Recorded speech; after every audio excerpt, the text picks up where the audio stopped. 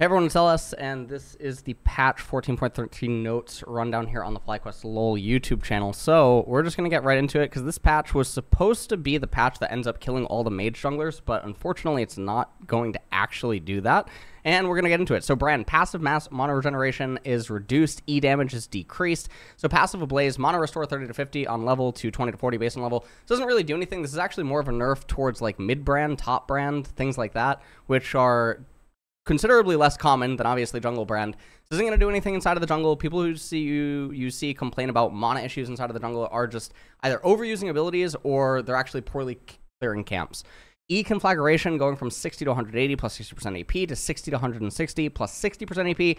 Not the end of the world. E is, I mean, it's still the same at rank 1. 5 damage missing at rank 2 at this ability. You're not going to notice this until you're level 18. When you're level 18, you're not losing a fight because of 20 damage, so that's totally fine.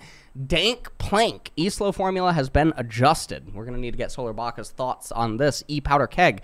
30 to 60%, 0 to 25% based on critical strike chance, to 40 to 80. So it's just giving him a larger slow up front, which I guess makes his laning technically better. He can maybe weave in an extra auto attack, or he can weave in an extra parlay, which converts to damage, but I don't think this is the kind of changes that Gangplank actually wants right now. So again, look at Solar Baka's Twitter to see what is going on there. Gragas, passive heal is reduced. Passive happy hour, 6.5% to 5.5% on the maximum health heal. This is more of a nerf for support Gragas or like top lane Gragas, those types of things, which are obviously just trying to outsustain the opponent. Losing 1% of the maximum health, it's not really the end of the world by any means. Maybe inside of a lane he's losing like half a potion early on in early recalls, and then in later recalls, yeah, he could be losing like an entire potion or more, maybe a potion and a half. Graves, E bonus armor is increased, so while Graves might be returning, I'm not so sure about other things inside of the jungle.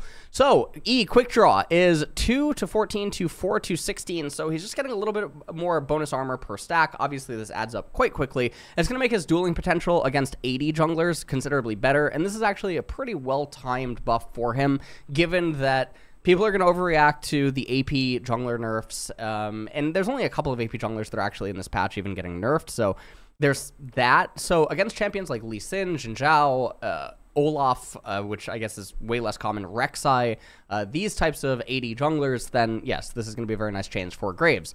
So, Kalista, base attack damage is reduced. W minimum non-champion damage and non-champion execute threshold is removed. W non-champion damage cap reduced. R cooldown is increased. None of these changes really matter. I don't actually get why Kalista is being nerfed at all. Attack damage is going down by 2. W sentinel removed. Non-champion damage 75 to 175. Removed non-champion execute threshold 125 to 250. Non-champion damage cap 250 to 450. 100 to 200. Okay, R fate's call. The cooldown is going up by 10 seconds. No one's going to notice that. This is a conditionally casted ultimate, and even in the later stages, okay, sure, Kalista doesn't get ability haste. So because Kalista doesn't get ability haste, yes, blue is globally shared, so depending on if she has blue when she casts star or something like that, he's still going to have this almost up for every major team fight. That is going to remain true. And if anything, this is actually more of a nerf to support Kalista than it is to ADC Kalista. So that's the way that it's going to be looked at. Karthus. Now, I thought that they were performing an exorcism on Karthus, and then you just actually run the numbers. You look at how much damage he's actually missing.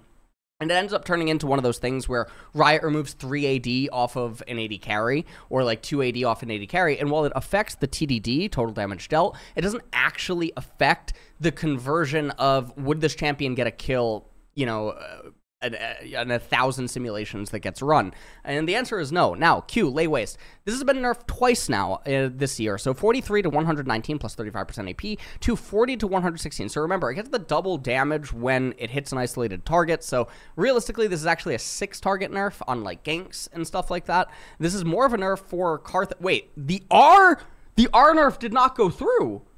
What? Wait, what's going on here? Okay, so his clear time is probably going to go up by a couple of seconds, and that's not going to matter anyway because no one was like fully optimizing his clears. But realistically, his clear is going to go up a couple of seconds, not the end of the world, and he's still going to kill you. When Karthus is still going to be the king. Well, I actually don't want to call Karthus the king of the AP junglers. I actually think that Lillia is probably Well, okay, Karthus is a lawnmower when he actually gets going, because if Karthus gets ahead, you can't recover. But I think that Lillia has a much easier time against some of the other champions, particularly like Ivern. Lillia is going to, well, Ivern, Lillia, a little bit of a weird dynamic, but Ivern is still going to be the best jungler in the game now with all these other changes. Skarner is going to get kneecapped. He's going to get his claws ripped off, and we're going to get to that in just a couple of seconds.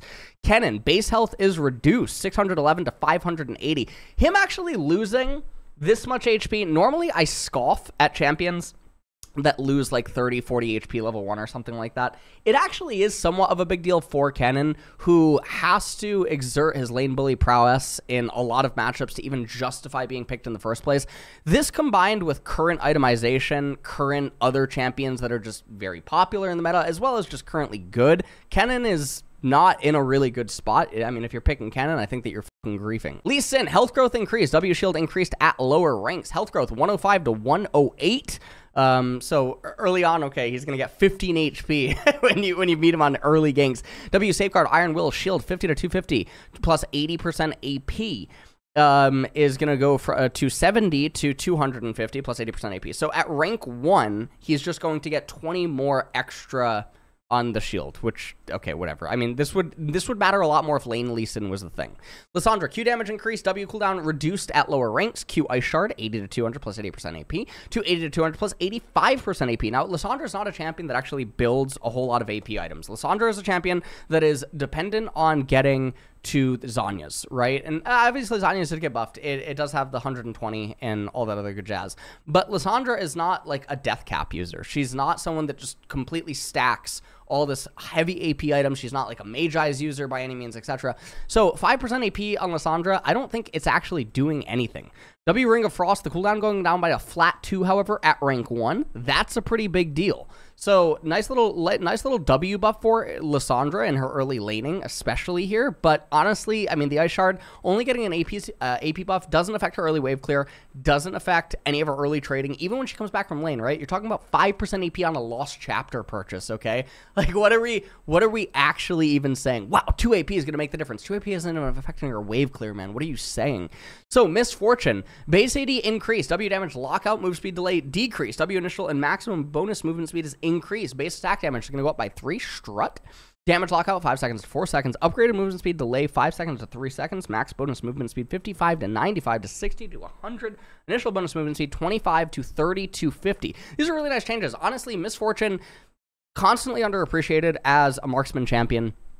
I actually think that she even had potency. I mean, she still kind of does have potency as an AP support, especially if like Xayah is going to continue to be more prevalent and end up getting flexed into support and those things. These are nice little changes for MF. She is always really good bread and butter to pick up, especially at the lower ranks. Orianna, base AD is increased. So this one is a little scary just because of the way that Orianna can trade early on, especially if she goes full laning runes with like Aryan Scorch and everything like that. So the attack damage going up 40 to 44.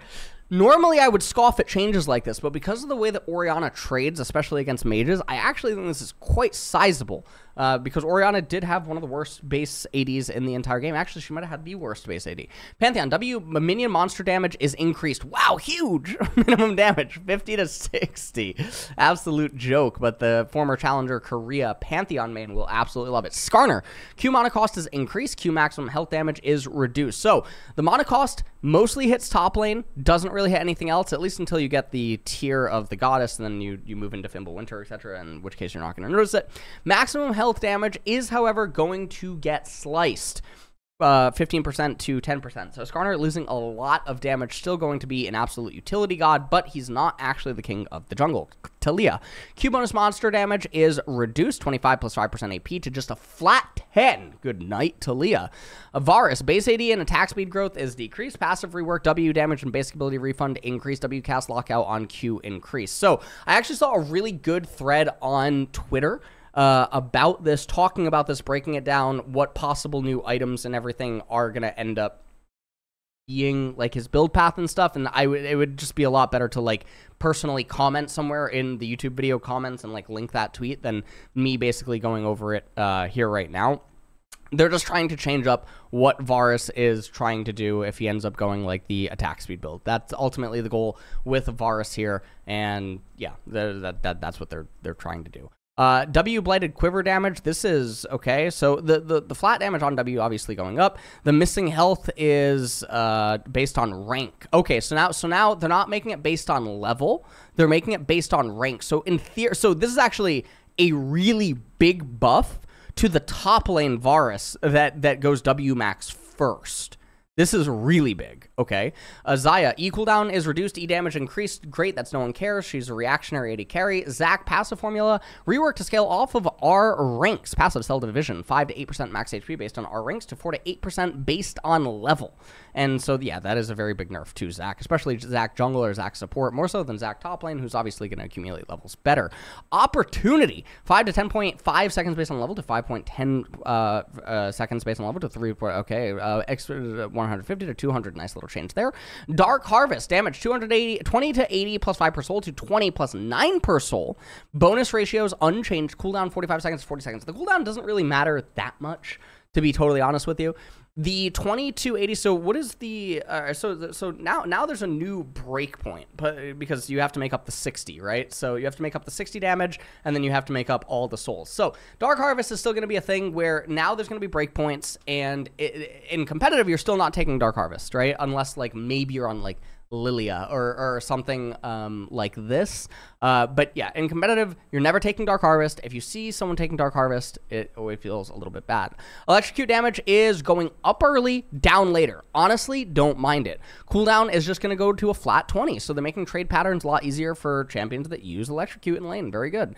Recommended runes for some of these champions. Very nice. Arena, free champion rotation, and arena changes. And that is going to be it for the patch. So in terms of competitive viability, what changes were actually big here? And so honestly, outside of the Skarner nerf, which definitely will affect competitive, the only real competitive change in this entire patch, well, Taliyah has gone from the jungle. So Taliyah has gone from the jungle. The Varus change is there, and then I guess I would end up saying that the Orianna change is basically the biggest. Nothing else really matters in this patch. Totally useless patch. And this is going to be the final week of LCS before the break, as well as other regions. And then there's going to be the Esports World Cup hosted in Saudi Arabia. And that'll be happening next month. And we'll be seeing the 8 teams kick off. And the quarterfinals matchups have also already been announced. So we can all see that then and there. Now, speaking of the new skins, we have Milio and Fizz. Honestly, the Fizz skin looks really amazing in the splash art. She almost looks edible in a way. You know, it kind of looks like an ice cream cake or like the top of a cake or something like that. The Milio skin, honestly, I don't know why, but this reminds me of Politoed from Pokemon. Or it reminds me of like Mega Man when you actually, well, this reminds me of Mega Man when you actually get to the Milio skins here. Some of the skins just look way too similar. Like it doesn't look like it actually has that much distinction. Now on the Fizz thing, they really got to change the face because this is looking like that like really cranky Karen from SpongeBob. You guys know what I'm talking about. The Fizz face here just does not look like the splash art. The face looks too Karenish. And so that's just not going to be super good. Also, we got like this Kangaskhan thing going on with the hat. I don't exactly know what's going on there. But that is it for the patch rundown. And hopefully 14.14 will bring better things. And as you guys already know, Aurora is now going to be on the PPE. I have a video out on the main channel about that. And Aurora is going to be the last champion that we get until October, November, at which point I believe Mel's mom from Arcane will be joining the League of Legends roster, and I think that's going to be the last champion for this year. So, honestly, it's going to be a pretty boring year. We're in June. We got one more champion release coming out after Aurora, and then next year is going to be started off with an absolute bang of champions. So, that is going to be interesting. So, that's it, guys, and I will see you in the next one.